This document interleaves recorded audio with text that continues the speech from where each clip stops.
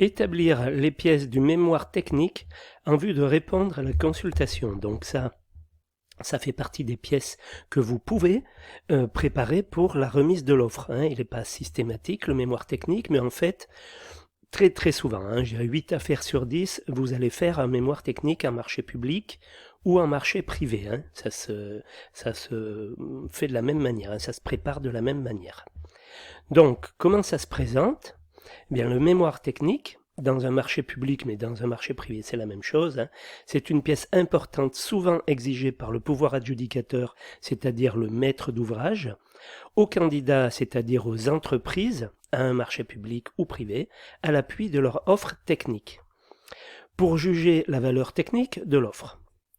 Ce mémoire peut être ou non rendu contractuel, auquel cas il est indiqué comme tel dans le CCAP, c'est-à-dire que le mémoire technique, dans certains cas, si c'est dit dans le CCAP, si c'est écrit, sera signé par l'entrepreneur et par le maître d'ouvrage. Donc ce qu'il y aura dans le mémoire technique, il faudra que ça soit vraiment mis en place pendant les travaux.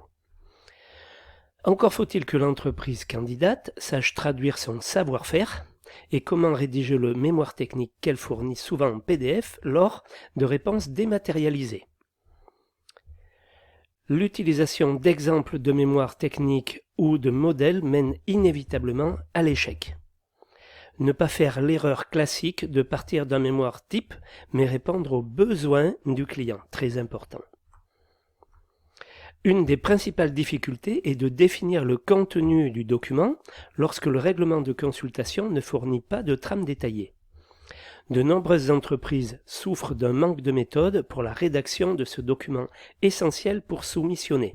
Donc profitez bien de la formation, là, l'exercice que je vais vous demander pour vous entraîner à faire un mémoire technique qui ait de la gueule. Contrairement à ce que pensent les entreprises candidates, la rédaction d'un tel document n'est pas uniquement un contenu purement technique, mais repose surtout sur la méthode pour le rédiger. Selon les acheteurs, on rencontre parfois également les termes de mémoire technique, mémoire explicatif, mémoire technique justificatif, note méthodologique, note technique, tout ça, c'est le mémoire. Alors effectivement, suivant les entreprises, vous entendrez tous ces termes-là, ou l'un ou l'autre, c'est le mémoire, soyons clairs. De nombreux règlements de consultation demandent la fourniture d'un tel document pour analyser la valeur technique de l'offre. Utilité du mémoire technique. Le Code des marchés publics ne formule aucune exigence quant à la fourniture d'un tel mémoire et généralement c'est le règlement de la consultation qui prévoit ou non sa fourniture. Les dispositions qui figurent dans la trame de mémoire technique correspondent aux éléments sur lesquels le pouvoir adjudicateur, c'est-à-dire le client, pourra s'appuyer pour sélectionner les entreprises dans le cadre du critère de la valeur technique de l'offre, dans les critères de l'offre. Les opérateurs économiques répondent donc sur la base d'une trame identique, ainsi la comparaison des offres est simplifiée et suit une logique déterminée pour toutes les offres. Donc maintenant la trame, ça peut vous aider, quel plan vous pouvez utiliser pour faire votre mémoire technique, votre mémoire. La majorité des dossiers de consultation des entreprises qui prévoient un mémoire technique n'en imposent pourtant pas toujours la structure, alors que cette solution est préférable.